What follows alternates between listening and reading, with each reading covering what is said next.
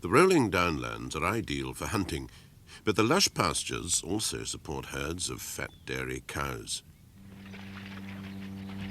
From their milk comes the finest cheeses in England, the rich russet-coloured red Leicester and the silky Derby sage, and the kind of cheese which is protected by a patent and can only be made in the shires of Derby, Nottingham and Leicester. From these cows come the milk and cream that makes Blue Stilton. It's an industry which uses thousands of gallons of milk a week. For well over 300 years it was made in small amounts in farmhouses, and even now it needs the care of craftsmen. You can't automate Stilton. It takes a gallon of milk to make a pound of Stilton, 17 gallons in each prime cheese. A starter culture is added, and then a measure of rennet, which causes the milk to coagulate. After about an hour, the junket is firm enough to be cut and raked to separate the curds and whey. When the curd has settled, the whey is carefully drained off. The soft, delicate curd is ladled into what they call Stilton sinks, where it's left to drain and develop a degree of acidity. The treatment of the curd is governed by the rate of drainage.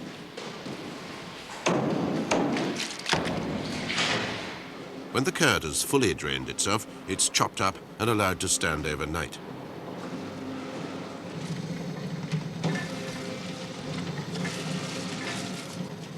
Next morning, it's weighed into 26-pound lots, and salt is added.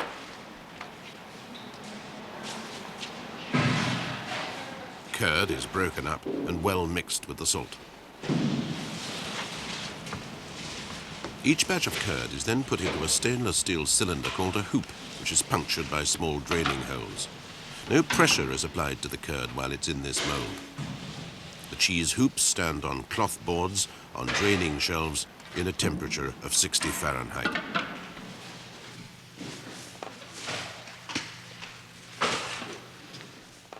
It'll be about 6 days before the surplus whey has drained off and the cheese is firm enough to be removed from the hoops.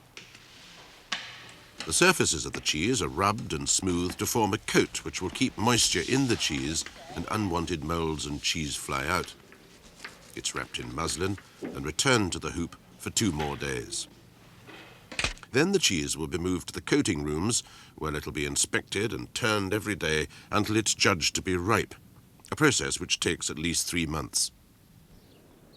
Stilton making started on a farm in this vale, and John and Peter Stockdale are still making cheese in a tradition which hasn't changed in generations. The blue veins in the Stilton come from spores inside the cheese. They need oxygen to grow, and the bluing is encouraged by piercing the cheese to aerate it. The maturing cheese is turned every day for a very logical reason, as John Stockdale explains. Cheese contains moisture, and the moisture would fall, drop, and if it was left there for some considerable time, you would find the cheese would go out like a barrel because the moisture would go there and then it would form a barrel coat. So that's why we have to turn them, so that the moisture keeps going up and down. Boring the cheese with an iron gives the maker a very good interior progress report on its maturity and texture. This cheese here is well matured. You can tell by the bluing and the way it is soft and moist. On the back of the iron, you'll see that the silver iron has got a lot of fat on it, therefore this cheese is very moist and very fatty cheese. This cheese is fit enough for the King of England, or Queen of England, you might say.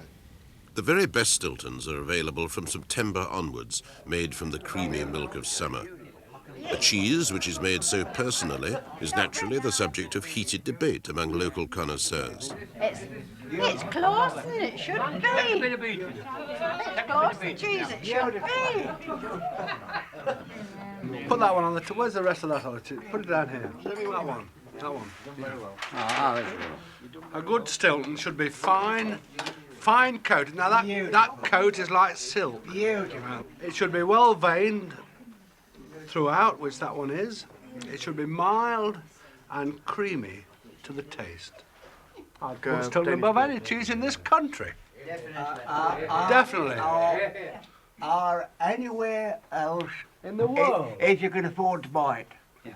in the world. If I buy that pound of cheese, and if it's really good, and I keep it long enough without I putting it in the fridge, and I will get maggots in that cheese, and when I get a maggot in, that cheese to me is perfection. Well, all right, a margin of cheese may offend some people, but it all depends on your, well, let's say your character, if you, for want of a better word, not taste, your character. To me, at one time, cheese with a maggot in was lovely. Right, and a maggot, so might, surely. We can control cheese mites, and you will never ever find a cheese come out the door with a maggot in, ever. You might do years ago when they made in farmhouses. If I'm going to make you my cheese, I should put it on the side of my plate. I would not eat it. I would not eat it. I would love a bloody cheese with And that is definitely. half on it bloody maggots. Yes. And I think, I think when, as I am at my age, you don't need bloody laugh, it's never bloody hurt me.